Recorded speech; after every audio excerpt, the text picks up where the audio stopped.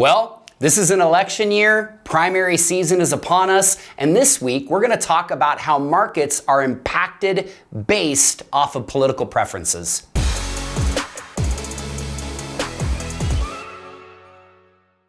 These years tend to be times when we get a lot of questions at 10 Capital, and I know there's a lot of discussions overall amongst your family and friend group around the election and what's going to happen. Now I'm going to start off by saying there are certainties that we know are going to happen. Number one, it's going to be negative. Number two, there's going to be a lot of mudslinging. And number three, people are very opinionated about this topic.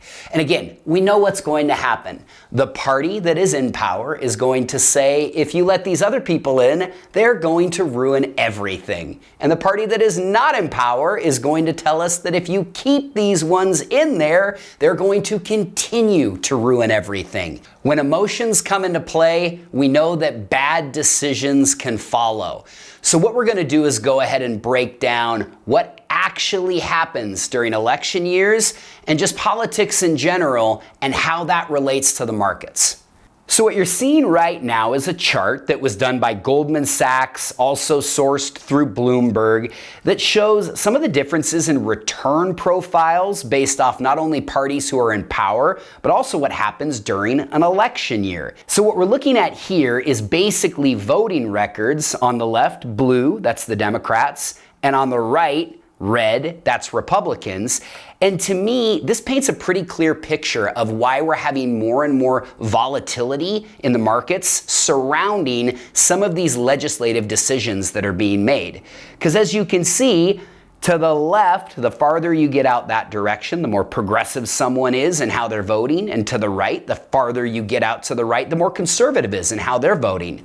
What you don't see is much in the middle. As we know, in this day and age, Congress doesn't tend to reach across the aisle much to make decisions. That leads to a lot of gridlock. That leads to a lot of uncertainty around what decisions are going to be made. And that tends to lead to some market volatility. And we have seen over these last few years, most notably the elections of 2022 and what we're starting to get into now, we do tend to see some market volatility that occurs based off of fears around what could happen in an election. I'll always say that politics can affect markets in the short term. But as we can see as we jump back into the chart, markets aren't affected in the long term by political parties or decisions that are being made.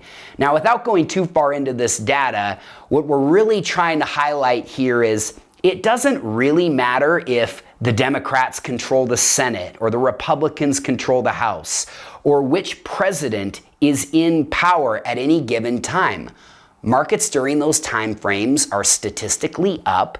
And what I want to highlight most notably at the bottom is what happens in the fourth year of a presidential term. That is exactly what we're in right now. And you can see the average over the last basically 90 years is about a 10% return in the US stock market during that fourth year.